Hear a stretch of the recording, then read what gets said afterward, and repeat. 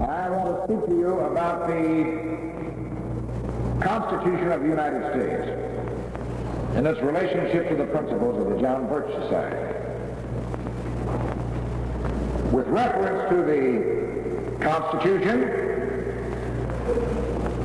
and to the Society, a great many people know a great many things that aren't so.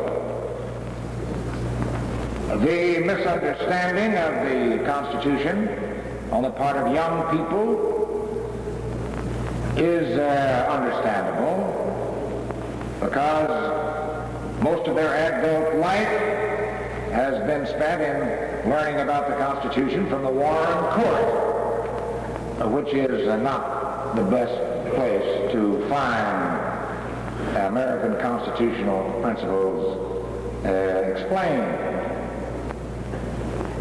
Then, too, the misunderstanding about the John Birch Society has come to most people because of what has been printed in the Communist Worker and on the West Coast, the Communist People's World, as subsequently reprinted in such places as Time, Newsweek, and the Washington Post.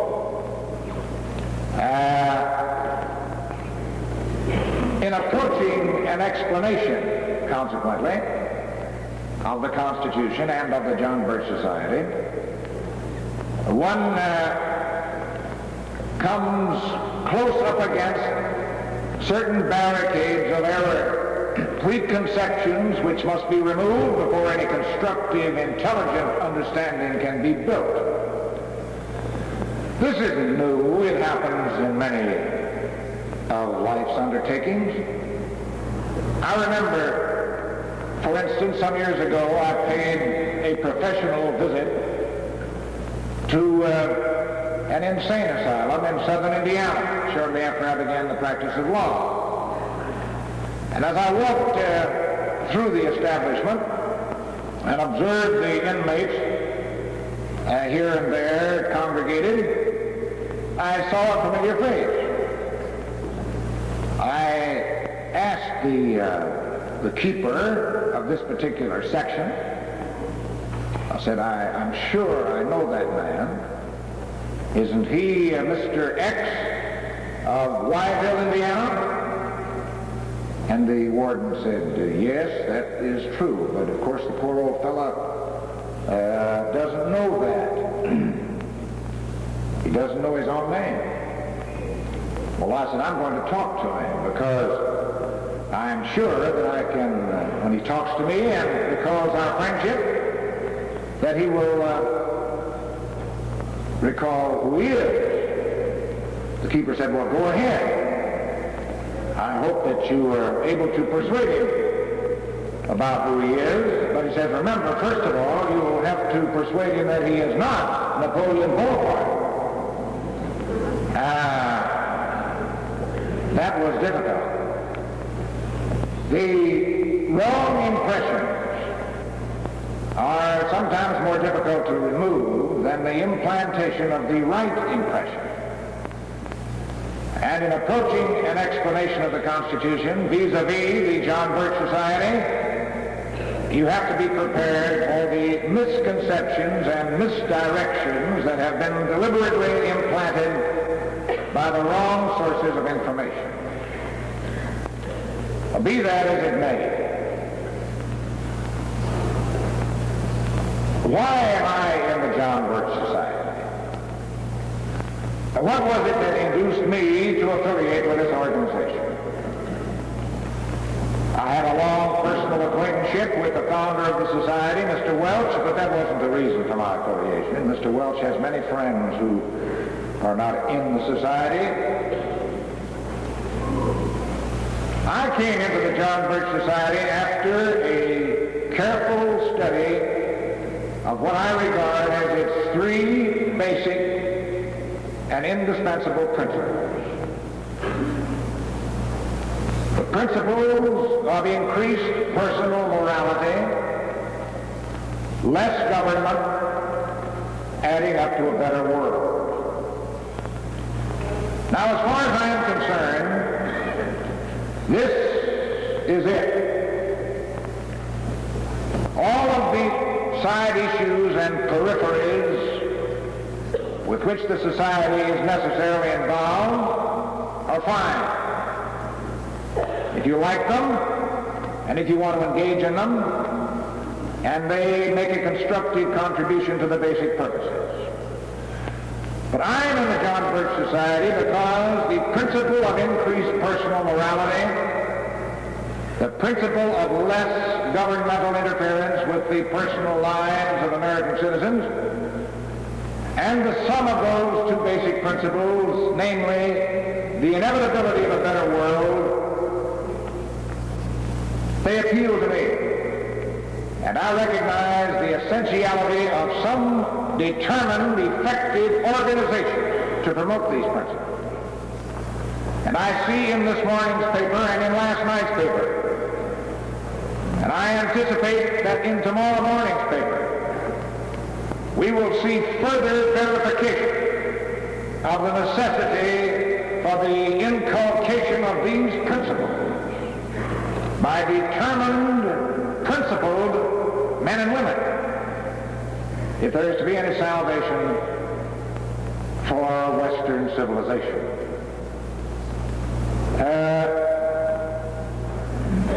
Personal morality, less government, and the consequence of a better world have a common denominator in my estimation, and the common denominator of these three basic principles of the John Birch Society is the Constitution of the United States. What is the relationship, for instance, between the constitutional system and personal morality? A lot of confusion about this now. Abraham Lincoln said that he hoped and prayed that this nation, under God, would have a new birth of freedom. But from our own experience, I, and I'm sure many others have concluded, that if this nation is to have a new birth of freedom under God, then somebody better get the President of the United States Supreme Court out of the delivery room. But fact.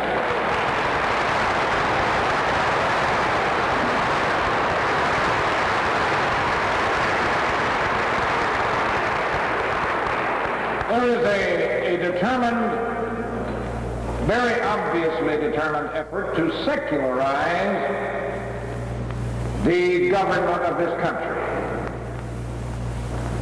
This, of course, is completely misdirected. It's an unfortunate misunderstanding of our system, a confusion of our purpose, and a misinterpretation of our constitutional system. Let's get this settled first and once and for all. I and all of us here who are understanding Americans believe and are determined to support the principle of the separation of church and state, so-called. We recognize that it would be unthinkable to turn the enforcement agencies of the federal government over to the machinery of any particular sect or division of religion. We can and we therefore must, in that sense, separate church and state in America.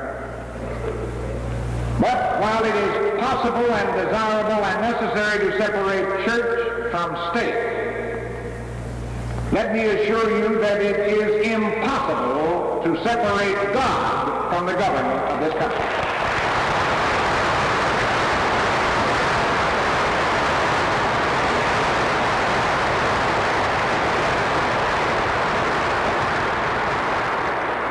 Now, the people who confuse the unity of God with our government and the principle of the separation of church and state are doing a basic disservice to the perpetuity of our system.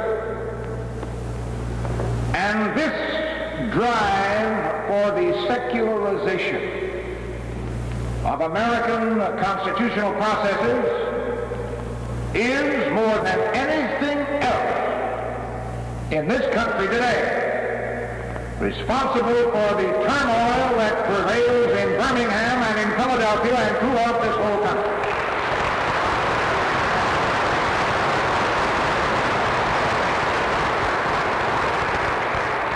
There is no other approach to the resurrection of American freedom than the reinculcation of personal morality with an acknowledgement of God and a recognition of the force and effectiveness and pervasion of His Ten Commandments.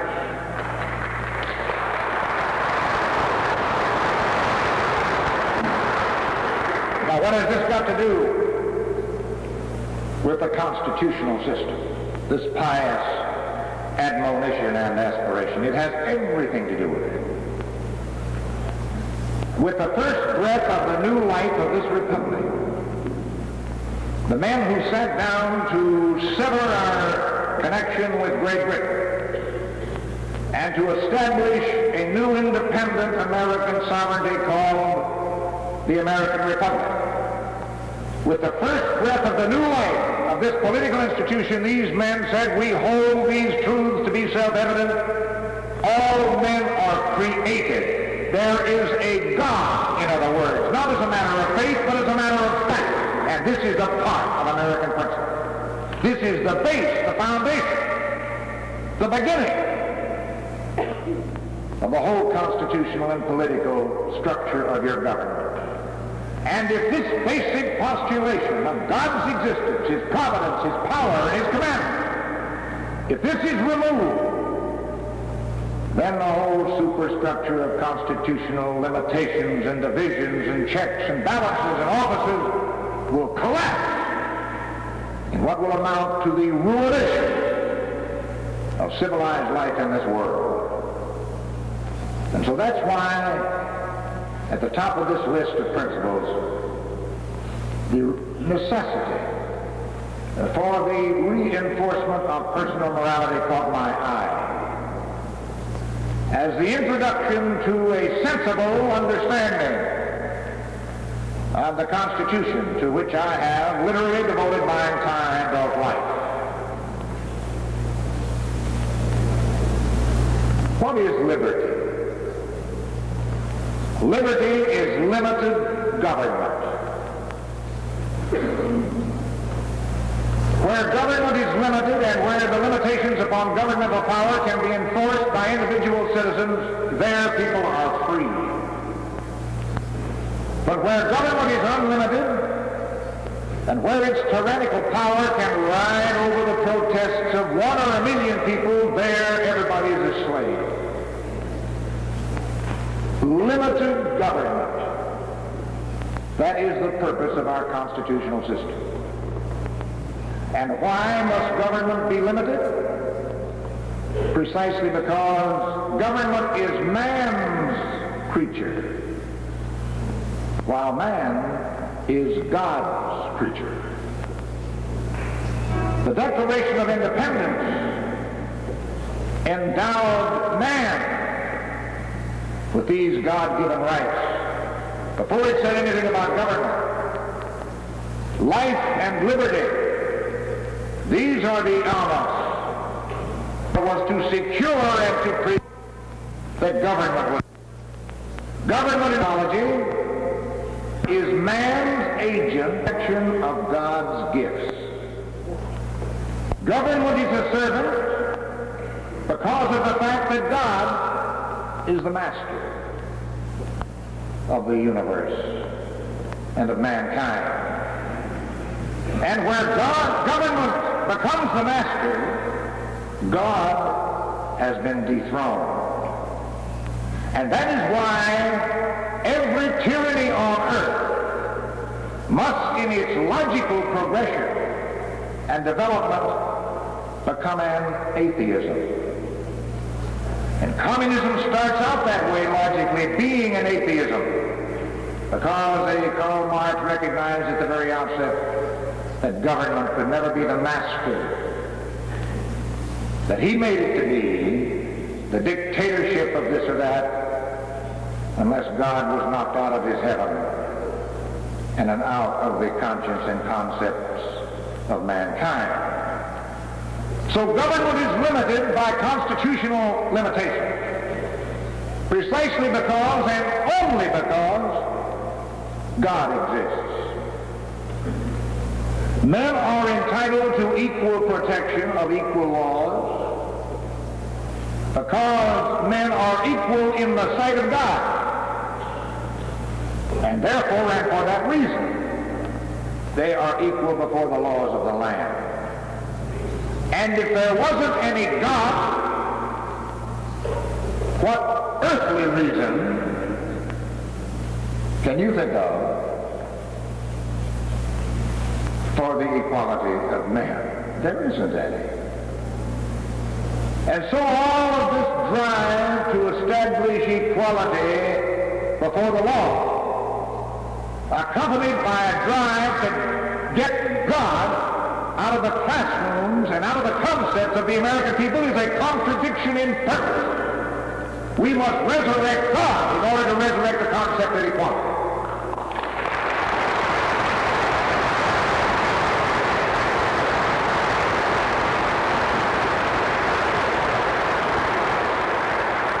What is personal morality? What is morality? Morality is a religious concept. After the Constitution was ordained, it had to be adopted by conventions in the states of the Union. The Constitution, as you remember, proceeded in the Convention of 1787. It wasn't ratified until 1789. And in the 2 years between 1787 and 1789, the agitation for the ratification of the Constitution was being conducted all over the country. And as is usually the case, the job of getting the Constitution ratified devolved upon just 2 or 3 or 4 energetic, determined, and articulate men. James Madison was one, Alexander Hamilton was another, John Jay, people like that, took it upon themselves to explain the Constitution, setting forth what became the Federalist Papers, originally letters to the editor in the New York newspapers. Madison met the objections to the Constitution. He answered those objections, and one of the objections was this. The most potent objection that Madison found was, they said, you can't put this government into operation because government by its nature up to that time is a powerful institution. Government must have power.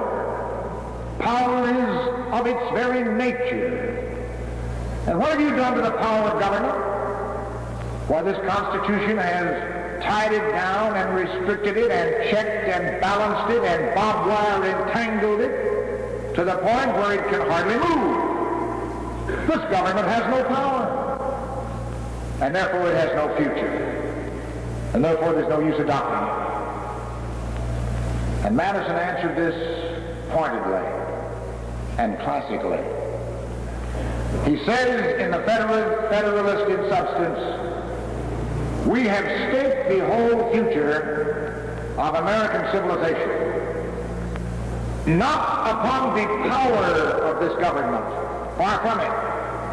We have staked the whole future of American civilization upon the capacity of our citizens for self-government.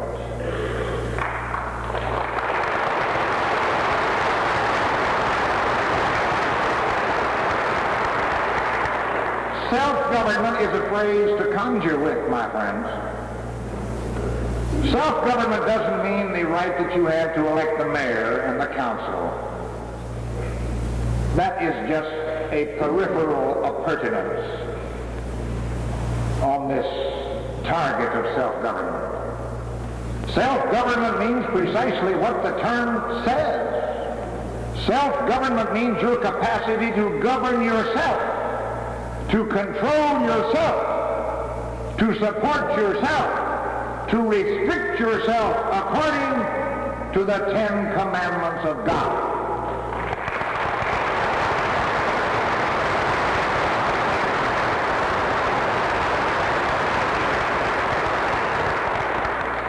The whole future, James Madison said, the whole future of the American constitutional system is staked upon the hope that you and I and our associates can do that.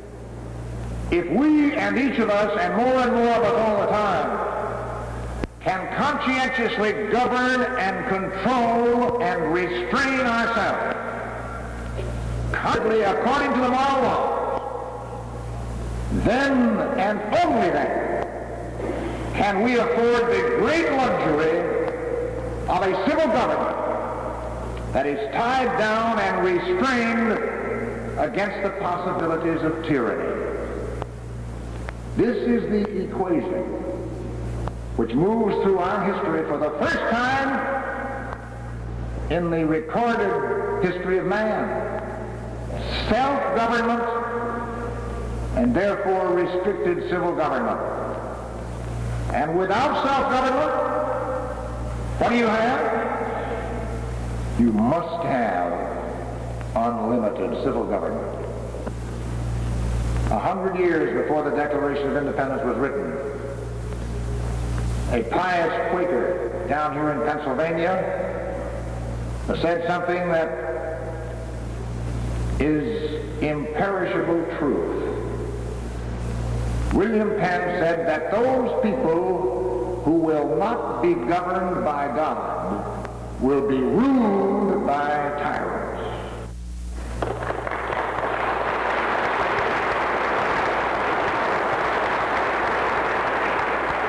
There is no escape, my friends, from that alternative.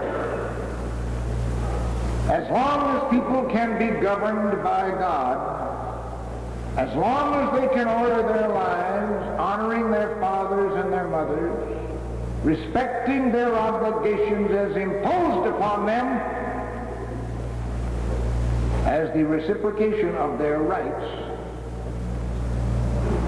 then government can retreat into the corner and take care of that small segment of the population which is blind to its moral obligations. That's what our government was meant to do, not to police and push the generality of our population from the cradle to the grave. No.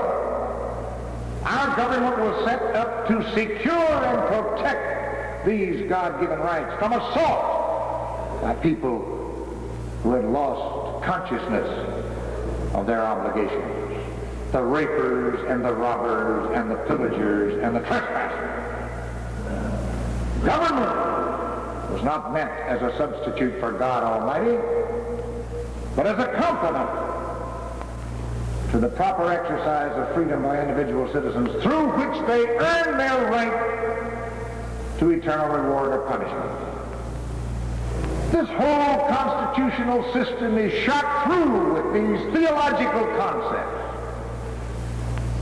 And it literally drives me to distraction to see the superficial constitutional lawyers assuming that the be-all and the end-all of constitutional law is to keep a lot of little kids in the first grade from saying the Lord's Prayer.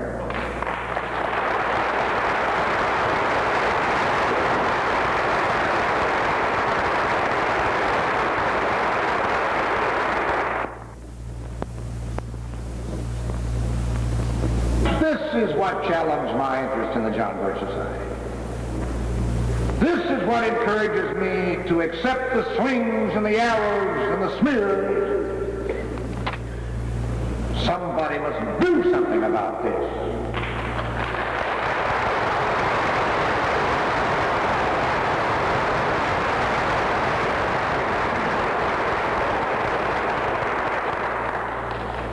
And if you have the re-inculcation of a popular consciousness of personal morality,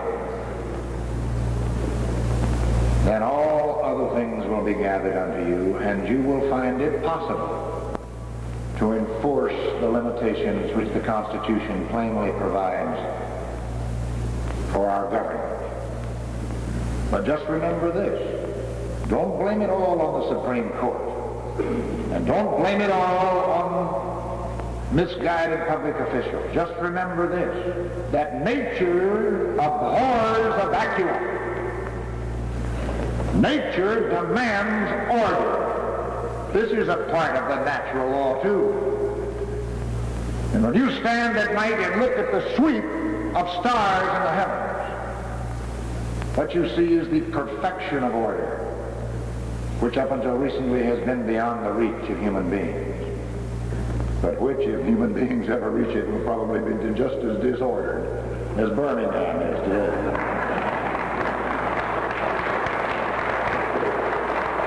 But that order in nature should impress upon you nature's demand for the orderly procession of things in nature. When disorder takes place in society, it takes place because a majority of the people have lost consciousness of God.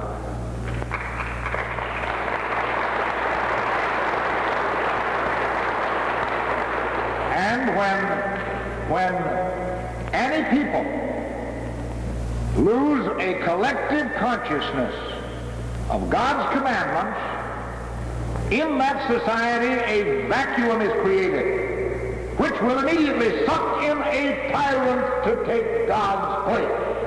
And it won't do you any good to have a Bill of Rights or a check or a balance upon that tyranny. Because if you have disorder arising out of the lack of personal consciousness of the Ten Commandments, that tyrant is coming in spite of the Bill of Rights. Now don't forget that. And so the only way you can begin to enforce the Bill of Rights is to start being good according to the laws of God. And what we need in this country as a preliminary to the revival of a consciousness of constitutional government is a religious revival. And I don't care what kind of religion it is.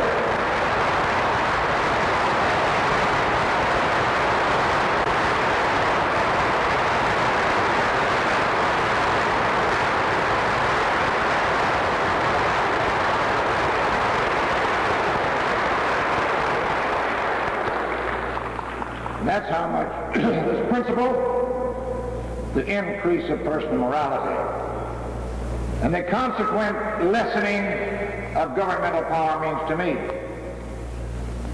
and the consequence of a better world follows as a matter of course. Now there is, of course, an added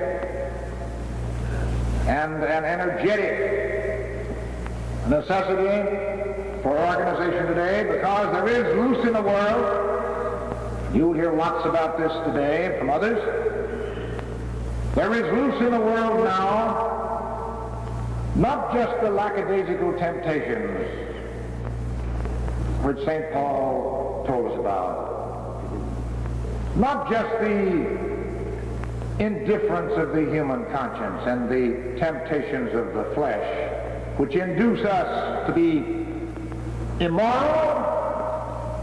These are the normal passions and temptations that incline us to disregard our conscientious obligations and therefore to relax the restraints upon government.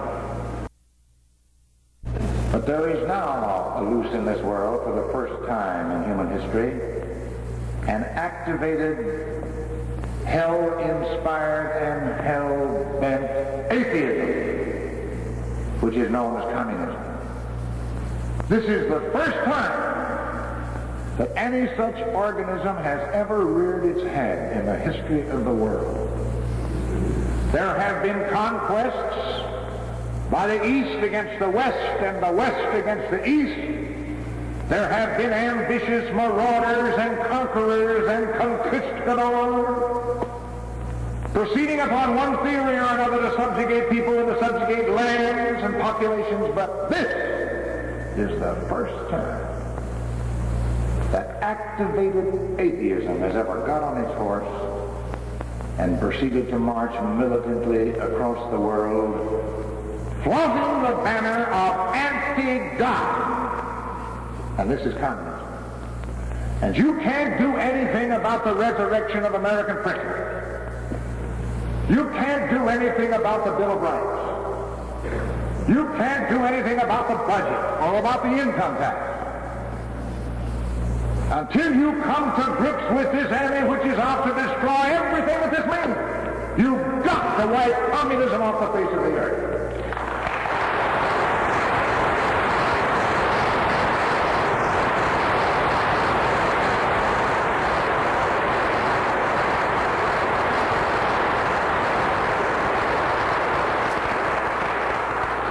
And again, I'm inclined to lose patience with ministers of all religions who can spend any time place from 15 minutes to 2 hours and a half talking about religion and about God in their pulpits without ever mentioning communism.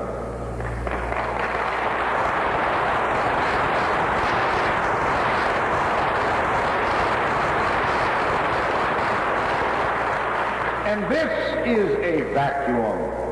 This is naivete underscored.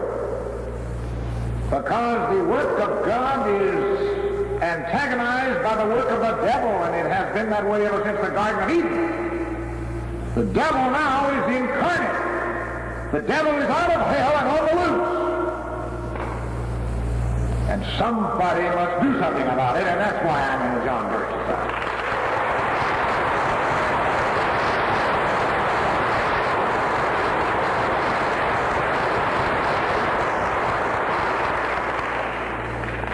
There are 4 basic corners upon which American civilization rests. We call this civilization Americanism. Call it what you please. Let's call it Americanism. It's supported at each of its 4 corners by 4 basic indispensable principles. The first one, as I explained, is the principle of God's power, existence, and his providence, and that is the basic support. And the second support of Americanism, and Americanism, remember, is the bellwether now of Western civilization. The second support of Americanism is the principle of personal responsibility, about which I need say no more. Personal responsibility. Oh, how many, many times a day we hear the expression civil rights. And how infrequently we hear the expression civil responsibilities. How infrequently does the man who shouts for the protection of his rights, how infrequently is he ever reminded about the dereliction on his part in living up to his responsibilities? Just check through the agenda of the day's politics and apply that principle. Because, my friends, you have no right that doesn't have its equivalent responsibility. My right to life gives me the responsibility for protecting yours. And my right to liberty imposes upon me the responsibility for protecting your liberty. And my right to property imposes upon me the obligation of protecting your property. And the 10 Commandments tells you all of this just as plainly as does the Constitution of the United States. The second support, in other words, is this indispensable rock, personal responsibility. Third, the principle of limited government. Governments must be limited in order to prevent the incursions of tyranny. This is the constitutional system which limits and checks and balances in the manner that I've explained the temptation of government to run into you and to run into your lives and to run your lives and to dominate your purposes and your activities from the cradle to the grave. And last but not least, the fourth and final supporting principle is the principle of private property. the right to own, to invest, and to profit from private investment and private property. Because without private property, there can be no privacy. And without privacy, there can be no real development of the human personality. And without the proper development of the human personality, there can be no obedience to God. And that, of course, would frustrate the whole purpose of God's creation. Why is private property so important? The other three you can see immediately from what has been said. Just a word about the essentiality of the principle of private property. In this connection, I am remembered of a book which I have required all of my children to read. And when I tell you about it, you wonder why we have put such a requirement. Some of them have read it 2 or 3 times, I'm afraid. Why I put such a requirement upon the folks in our household? Because this is a salacious book. It's full of murder and adultery and seduction and conspiracy. It's full of all of the attributes of hell on earth.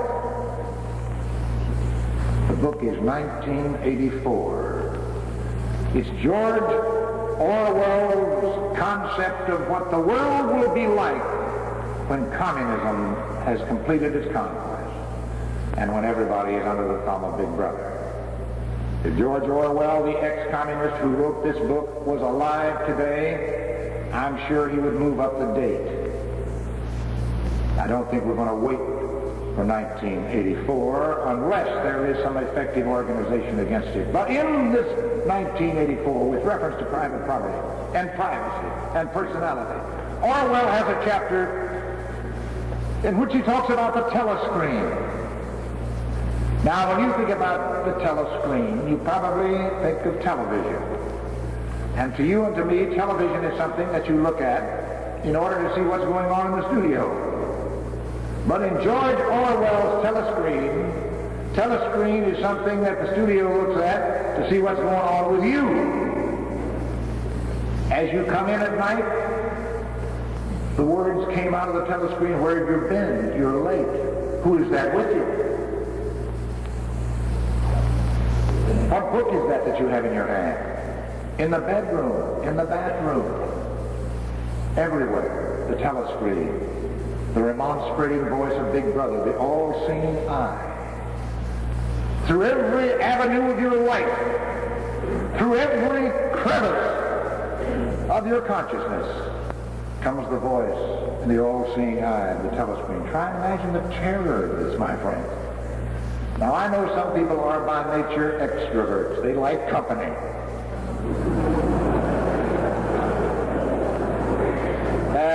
Maybe a little bit of the telescreen wouldn't be so bad for them. But you can't talk back. It's not a two-way circuit. But there is nobody on earth, in my estimation, who is so completely extroverted, but who at some time of the day wants to resort to privacy, who wants to be alone for a minute, for an hour, for a communion with himself and his secret thoughts. Not with the telescreen civilization. Because, you see, why did he tear it off the wall? He doesn't own the wall. The wall belongs to Big Brother. And along with the wall, Big Brother owns you. You will have been publicized. Not only will property be public, you will be public. And periodically you are brought in, as Orwell describes, just to be sure that there isn't anything in the back of your head which you've been holding secret with yourself, to squeeze you dry of any secret thoughts. You come in and make a full confession, and they wipe your brain clean and send you out again. Is this civilization, or is this a madhouse? If you had a little piece of private property, if you had a door that you could close to seal yourself off from this, it would frustrate the whole collectivist purpose of the grand design. And this is the reason why Karl Marx in his Communist Manifesto said, we must sum up the purpose of communism in a single sentence: the destruction of private property. That is the single sentence equivalent of communism. Communism is out to destroy private property. That's the purpose of all of the conquest, all of the subversion, all of the terror, to get all of the property into the state so that all of the people will automatically be subjected to the tyranny of the dictatorship. So, my friends, when you put private property and the right to own private property here under the fourth and final support of Americanism, remember its purpose. Not acquisitiveness, not selfishness, not greed.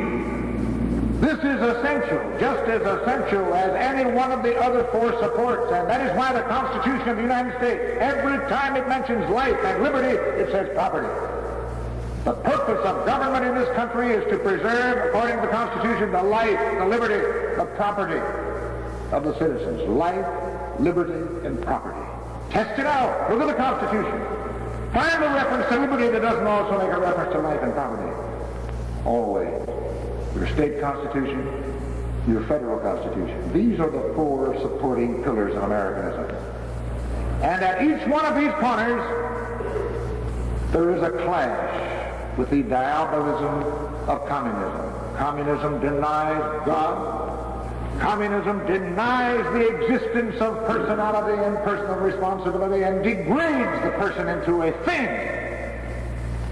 Communism laughs at the principle of limited government. Communism is all-powerful through its government and its dictatorship, and it says so. And finally, communism denies and decries and militates against the principle of private property. So at each one of the four corners, there is an irreconcilable clash. And that is why our government and our governors today are committing treason against America's purpose by trying to coexist with this thing. You can't do it.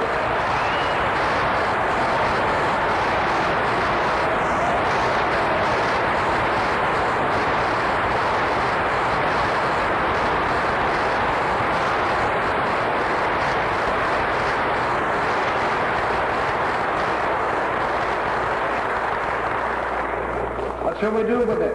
If we're not going to go exist with it, shall we fight it?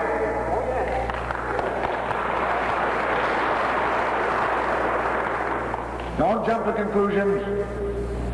We don't have to fight it. All we need to do is to tell the truth. Christ said that the truth would make us free. In the Declaration of Independence, we began to construct our freedom with a declaration of imperishable, self-evident truth. We took Christ at his word. What's happened to this country in the last 30 years, my friends, is the result of persisting criminal blackmail practiced against the governors of America, 4 presidents in a row, paying blackmail to the communist criminal blackmailer, paying it with the lives and with the property and the territory of other people. We've been paying the blackmailer. And that always looks easy to the man who's blackmailed, as long as he's got the money to pay for the suppression of the horrible secret that he doesn't want disclosed. The blackmailer has already crept up to our own doorstep. His next demand will be for the Panama Canal. That is the next step on the blackmailer's agenda. When are we going to quit paying? And when are we going to start telling the truth? The truth that will make us free. And what is the truth? The truth is short, it's simple, it's obvious. We shall simply proclaim that there isn't any such thing as a legitimate communist government on earth.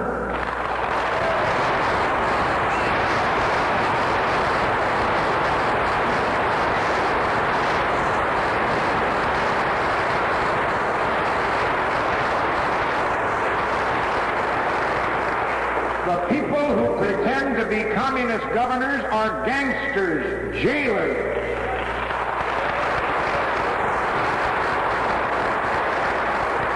They have surrounded their country with barbed wire entanglements, and they shoot people who try to get out. And we recognize this kind of a thing as a government. My friends, this is on your conscience. You are personally responsible for this perfidious error that your government has made for 30 years. The error goes back to the time when Franklin D. Roosevelt sat in the White House at midnight and executed an executive agreement with this Litvinov scoundrel and recognized the Soviet government, which 4 presidents had refused to do. Since 4 presidents had refused to recognize the Soviet government, we have now had 4 presidents who have been continuously playing blackmail to him. The answer, the remedy, is one more. The remedy is to tell the truth. When we tell the truth about the nature of the communist government, we will galvanize into a unitary force of allies, the only allies that we have on earth, the people behind the Iron Curtain who hate communism as a matter.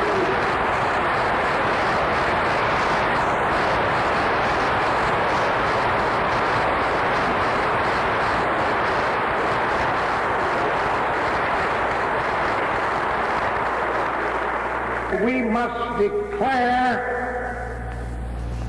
that communist governments are illegitimate, that they are neither legal nor proper. We must therefore break off diplomatic relations with all communist governments, beginning with the Soviet Union.